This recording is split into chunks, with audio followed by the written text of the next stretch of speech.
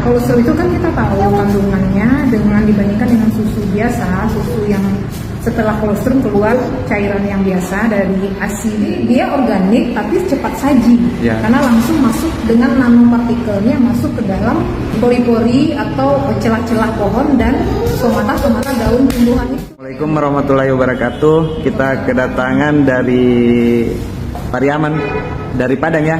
Kerja di Pariaman. Kerja di Pariaman. Atas nama Ibu siapa, Bu? Amina. Profesi, Bu? Profesi patologi klinik laboratorium, dokter laboratorium. Ya, dokter laboratorium. Nah, ini saya mau bertanya, Bu, mengenai Kolpro. Menurut Ibu sejauh ini apa manfaat Kolpro bagi kesehatan bagi manusia? Kolpro ini Pak Firman sebenarnya kan dia produk susu ya. Bedanya dengan susu biasa, ini dia adalah kolostrum. Kolostrum ini diambil dari kolostrum sapi jantan.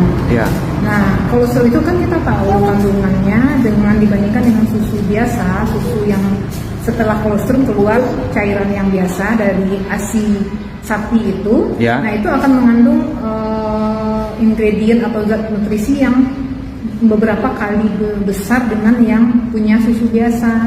Nah, kemudian contohnya tuh yang proteinnya, Pak. Proteinnya kalau susu yang lain dibandingin Kolpro ini mungkin 3 kali sampai 5 kali kandungannya.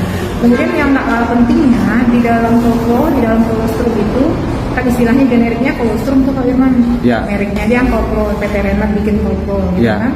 Di dalam kolostrum itu ada epithelial growth factor, insulin growth factor secara umum, kemudian imunoglobulin, gamma globulin. Nah, itu kerjanya di tingkat sel.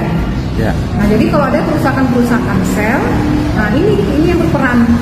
Kalau insulin growth factor itu kan di hepat, di sel beta pankreas. Berarti pada orang-orang yang diabetes itu bagus diberikan insulin growth factor yang ada di dalam Kolpro ini gitu. Nah, kalau untuk orang yang sehat boleh memakai Kolpro ini. Nah, misalnya targetnya untuk menambah massa otot, boleh-boleh aja. Tetapi mungkin memakainya jauh lebih banyak. Kalau orang-orang yang tidak untuk menambah massa otot mungkin cukup dosis 2 kali sehari. Tapi kalau untuk orang yang menambah massa otot perlu lebih banyak dan lebih frekuensinya lebih sering gitu. Kalau untuk ibu hamil bisa, Bu ya? Sejauh ini kalau saya lihat dari komposisi untuk ibu hamil boleh, nggak ada kontraindikasi kok untuk ibu hamil. Cuman mungkin ada beberapa catatan atau not yang perlu kita berikan ke pasien yang hipersensitif, Pak. Jadi kan semua kita ini kan individu kan beda-beda responnya. Jadi kalau untuk golongan yang hypersensitif, nah itu perlu kita bilang bisa jadi nanti habis minum Kolpro ini mereka diare. Nah, itu perlu kewaspadaan. Mungkin dimulai dari dosis yang rendah dulu gitu. Jadi ini kan saya lihat selain Kolpro, Ibu kan saya lihat pesan juga paten. Nah, sejauh ini saya lihat setiap 1 minggu itu Ibu ada pasti dipesan. Nah, menurut Ibu sejauh ini paten bagaimana manfaat bagi petani? Kalau paten mungkin para petani yang sering update mungkin lebih tahu dari saya ya Pak ya. Karena di sini kan ada unsur hara yang dibutuhkan oleh tumbuhan itu yang sifatnya organik. Nah, kalau istilah medisnya itu kan langsung kita infus ke pemudarannya Pak Firman. Jadi dia organik tapi cepat saji karena langsung masuk dengan nanopartikelnya masuk ke dalam pori-pori atau celah-celah pohon dan stomata-stomata daun tumbuhan itu.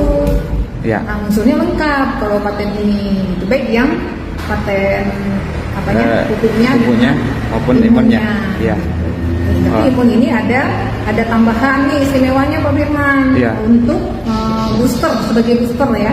Nah, untuk peningkatan yang dari hijau hijau. Nah, Ibu kan seorang dokter. Terus motivasi Ibu untuk mau ikut mengembangkan pupuk paten ini seperti apa, Bu? Apa yang membuat Ibu termotivasi? Kalau pribadi saya sih, saya ingin merubah paradigma masyarakat, terutama petani Indonesia, untuk meninggalkan pupuk kimia. Walaupun saya persisnya belum dapat data ya, berapa sih penyebab kanker atau penyakit degeneratif itu yang betul-betul berasal dari pupuk kimia. Karena kita kan perlu pengujian lagi, mulai dari tanaman-tanaman yang dikonsumsi dari pupuk kimia, kemudian juga dari